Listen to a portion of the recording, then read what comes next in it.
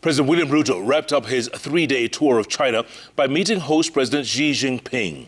The two leaders agreed to deepen relations under the Belt and Road Initiative, saying they are tangible projects with measurable outcomes over the last 10 years. President Ruto, who has been on a charm offensive to woo Chinese investors over the last 3 days, has secured deals in the energy sector, ICT, trade, and infrastructural development. And as Francis Mutalake reports, the third Belt and Road Forum came to a close with member countries agreeing to collaborate. President William Ruto concluded his tour of Beijing, China, with a meeting with President Xi Jinping. In the meeting, Kenya and China agreed to deepen ties to spur economic growth under the Belt and Road Initiative, focusing on projects undertaken for the last 10 years. We want to thank China for China's willingness to invest in our regional multilateral development banks, the Africa Development Bank, Afri-Exim Bank, Trade Development Bank, to facilitate Africa's growth and development initiatives. As a result, we cannot be idle observers in forums that affect our common well-being, since they shape our fate. Excellencies, we recognize that peace and development are two sides of the same coin. We will vigorously integrate ports, shipping and trading services under the Silk Road Maritime and accelerate the building of the new international land-sea trade corridor and the air Silk Road. President Ruto, on his part, says there are tangible and measurable outcomes that can be seen.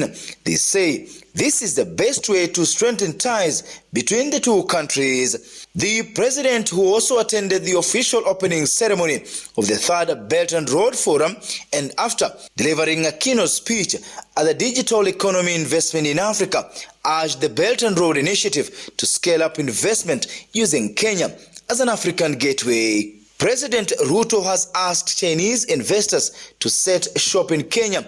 During his visit to China, he secured investments in the renewable energy sector, ICT and innovation, manufacturing, construction of data centers, and digitization of government services.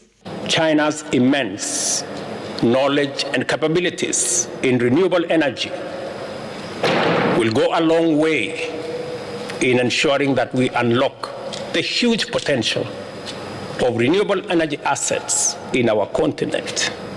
However, the Kenya Kwanza administration's quest to extend the SGR project from Naivasha to Malaba remains in the balance. The government is still negotiating for funds to complete the project that President Ruto says involves a joint bid which might be actualized by the end of 2023 before construction works begin.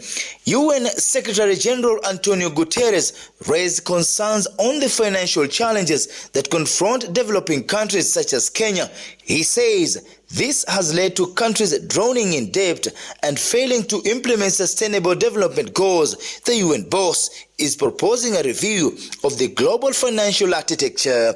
And leaders also agreed that we can take action right now to promote effective debt relief mechanisms, including by ensuring that countries are not locked into unsustainable debt and channeling emergency financial support towards those countries that need it most. And so, the third Belt and Road Initiative Summit comes to a close with the hope that the Memorandum of Understanding signed over the last 3 days will go a long way in improving the lives of Kenyans. Francis Mutalake, Citizen TV, Beijing, China. All right, Mutalake, thanks so much for that in Beijing. Now,